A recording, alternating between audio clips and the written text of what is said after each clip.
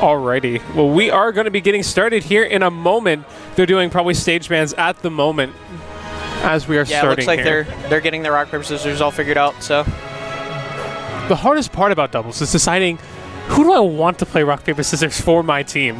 Oh, I usually the just mind give it to my games partner. start there. I give it to my partner. It's like honestly though, like bad. the mind games start there with like the initial rock paper scissors, because if you lose that, it's just like wow, they have mind games on me already. I wonder what the ratio is like if winning rock paper scissors affects your win rate in bracket. That's actually really interesting. I wonder if that kind of just goes into play with how well you do against your and like everyone who just starts on Smashville just like doesn't get affected by it at all. Yeah, I don't know. That'd be strange. That'd be interesting. I actually want to do that now. I actually am interested. Like, but then again, you would also have to take in the ratio to like skill of players. Yeah, as well. that's true. That would be the biggest asset to that, and the biggest deterrent as well. But oh, it looks like. I wonder if your player skill affects how. Oh, they're changing the music. Oh no, they're not. All right, we are starting. Smashville start. Starterville. Right. Let's go. Here we go. So we're gonna have Ganon Greninja versus Cloud Olimar. How do you think all these team comps are gonna stack up against each other? I'm a little apprehensive about the Ganondorf Greninja. I've never seen any comp like that before, but I definitely am interested to see how it goes. Definitely, we used to have some Ganons in Georgia for doubles, and they did prove that Ganon isn't bad in doubles at all. Really? He has a lot of very large hitboxes that can cause a lot of disturbances, and he's really good at getting kills from feeds from your partner. So that makes a lot of sense, because while they're in hit stun, he could get one of his really strong aerials off. And exactly. Those kill really early. As we see there, the up smash, that conversion was really nice. Jab 1, jab 2 to up smash will take that first stock, and that was a really good conversion from blue team. I feel like that would be a good strategy for Greninja. Ganondorf is getting Greninja to get those quick conversions towards Ganon, and then having him finish them off with his really, really strong hits. Very true. It seems like it's working out for them. Quick. Yeah, it does seem to be going pretty well. They're up about one stock, so they have a slight advantage. Cloud now has his limit, putting pressure on Greninja. But red team does have the percent lead right now, as we see Ganondorf and Greninja get hit by Cloud back air. Okay. But Ganon's thick, man. Ganon is definitely thick. Oh, and Cloud having to use his limit to recover might not be very good for him, but he's still applying good pressure. And it looks like Greninja accidentally killed his Ganondorf. Yeah, unfortunately. That's pretty unfortunate. But it was a pretty late death on his part. But Olimar still has 3 stocks. He's holding on pretty well. And as I say that, commentator's curse, there he goes. Those super strong Ganondorf aerials killed him at about 88%. All right. Blue team with the lead right now. Actually, no, red team actually with the percent lead right now. Yeah, Olimar's really low. From what I've seen, Wrexcalibur is usually really good at saving his... Oh, there goes Cloud. That was pretty early. That was at 120. Oh, was it? Oh, yeah, okay. 120 to F-tilt with Rage. Oh, no, you're right. That's pretty... Oh. He gets him with the tip, man, but doesn't convert into a kill.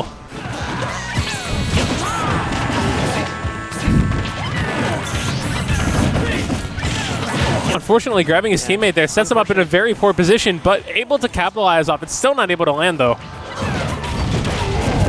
Looks like Cloud's trying to keep the Ganondorf up, but Ganondorf spikes him back into the stage. And F-tilt will take out Olimar as well. This Ganon is taking these... Yeah, he's definitely proving that his really strong hits are going to work out really well, and the speed isn't really going to affect him as much since he has his really quick partner to work with. Right. It just comes down to Ganon having just the few hits that matter that really are making a difference in this match right now. And I feel like that would put a lot of pressure on the Ganondorf to get those hits when he needs to, because if he doesn't, he's not really doing his job, you know? Right. But if he gets those hits, it's going to pay off so well. It's really easy probably for Ganon to stock tank a bit as well, because those hard-hitting moves will be not as, I guess, not as hurting to Ganondorf, but it still will stack up some nasty percent as we see the back air taking out the last stock from Olimar. Yeah, and the thing about Ganon is he dies late, and the higher his percent, the more scary he is. Oh, and Greninja going for the water, the wind box. Almost hitting Cloud as he comes up with his limit, and that up air from Ganon's going to take that stock. those aerials for Ganondorf, if he can get them set up, they're doing so much to that team. Very true. They're doing a lot. It's really helpful to see that the feeds and the angles that Greninja is sending the opponents are really putting them in a position to be able to convert off of a lot of situations, which seems to be working out for them really quite well. Yeah, absolutely. I think that combination of really quick and really strong for Greninja Ganondorf just played so well in their favor that first round. Kind of curious to see if there are any character swaps for either of Red Team. I kind of doubt it because they're both playing their very, very strong mains. Yeah, but it didn't really seem like it was any really huge disadvantage. It just seems like they need to make a couple adjustments here and there moving forward into the next game. It looks like they just need to respect that Ganondorf more, because I know if I was in that position, I would probably not respect that, especially round one, not expecting him to have so much room to just... Ganon in doubles is definitely a different beast than in singles. Yeah, I'm definitely seeing that now. I would have not thought of that offhand, but it makes a lot of sense, especially with such a fast partner. So now they're going to Battlefield. See how this works out for them. I know Cloud does really well on Battlefield with his up air juggles. I don't know how Greninja does on Battlefield. Greninja doesn't do bad on Battlefield, but I know he would prefer a more flat main platform, just so that way he can maneuver a bit better. And some of his footstool combos do not work, but that's more singles focused. That's true. In doubles, he really doesn't need to go for any of the crazy conversions that he has to in doubles, because his risk reward is a bit better ratio-wise. That was a really nice recovery by Merf, using the limit early and coming back down to hit Ganon. And if you watch Merf's Cloud recover, a lot of times he does not use his climb hazard at all. He'll go for really, really safe recoveries without jumps or without up Bs, so that he doesn't miss that window where he can't snap when he doesn't have a limit. Right. He's really smart with his recovery. And unfortunate. And Ganon losing very unfortunate death. Yeah, that was I don't know if he didn't have his jump, but he might have misinputted, but don't quote me on that. Oh, wow. Wow, and wow, his dash attack killed off the top. I think it might have been a case of poor DI, but it was too close to call. Yeah, it was back very air. close. But yeah, I really do agree with this counter pick from Red Team, more so because they have a little bit more breathing room to be able to live to Ganon's very strong moves in this. Absolutely, yeah. So that will allow them to potentially take more stocks in turn. Yeah, and also the fact that they have more vertical leverage to work with. They can like move around on platforms instead of just being mostly on that flat ground at Smashville. Right.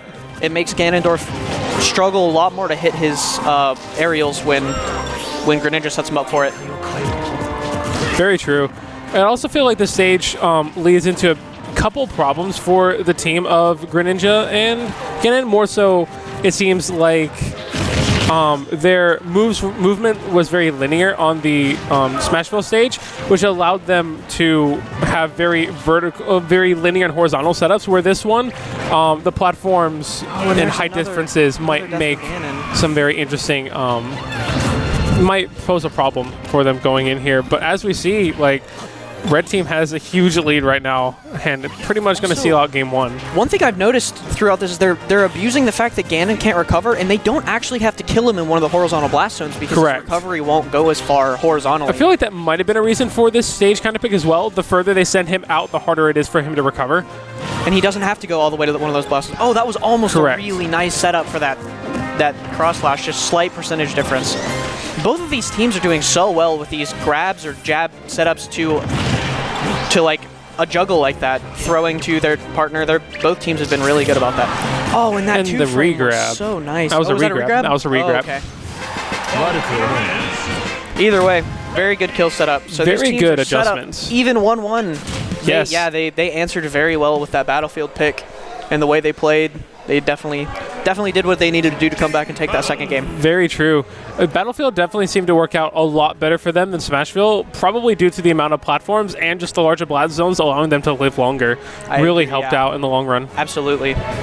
Because Cloud Limit and Olimar Recovery, both, they can recover from almost anywhere that they can get hit outside of the blast zones in Battlefield, but Ganondorf can't, and they really seem to use that to their advantage. Very true, and also allowed them to live to like Ganondorf up smash and F tilt a lot longer, but it also was very detrimental to the blue team with like platforms. It really seemed to mess up their game plan as far as juggle situations. They took a lot more percent above the platforms than they did on the main platform. So. Yeah, I'm not surprised at all by the FD pick, since we were talking about the very horizontal setups by Greninja Ganondorf. So this is probably a very good stage pick for them. I like this answer.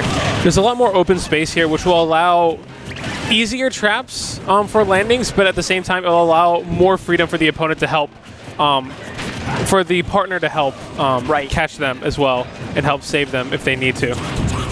Nothing in the way of those lab setups that I'm sure both of these teams have worked on, at least for some amount of time, because both of their team setups have been very nice. Definitely calculated. Very true. Another very solid recovery from Merf. Reading that Ganondorf was going to try to edge guard him somehow, intercepting it pretty well. Cloud trying to keep Ganondorf off stage. And he and misses the tech. Oh, that's so unfortunate. Very unfortunate, but Ganondorf trying to find a safe way to go in to save his partner, but Greninja's going to get a good 30% there.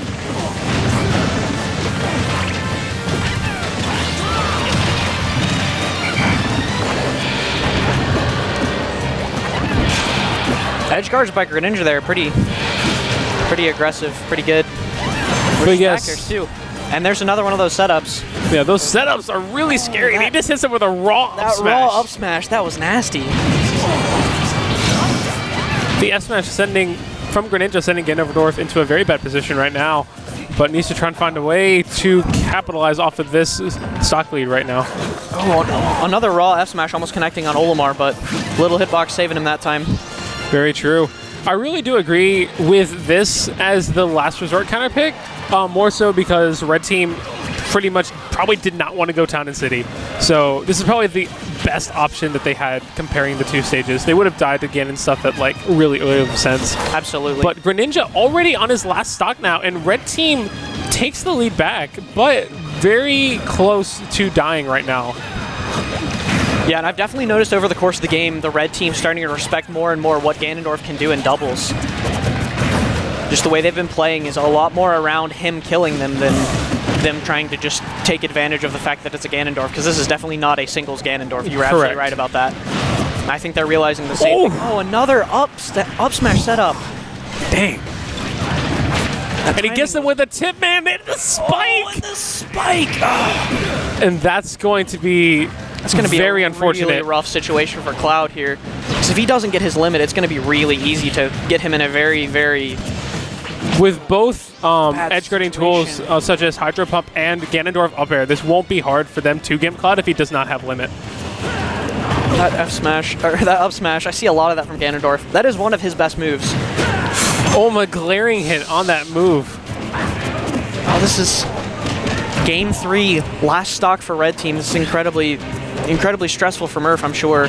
But he recovered without using his limit. That's going to be super good for him. Just gives him that much more of a chance to keep this going. There he has forced to use limit there. Wow, the patience from both players. The positioning they have is it's just so much for them. And there's that conversion to that up smash. Jab 1, 2, 3 into up smash conversion coming out from blue team. That was beautiful. Yeah, that was incredible. It's beautiful, first game. man.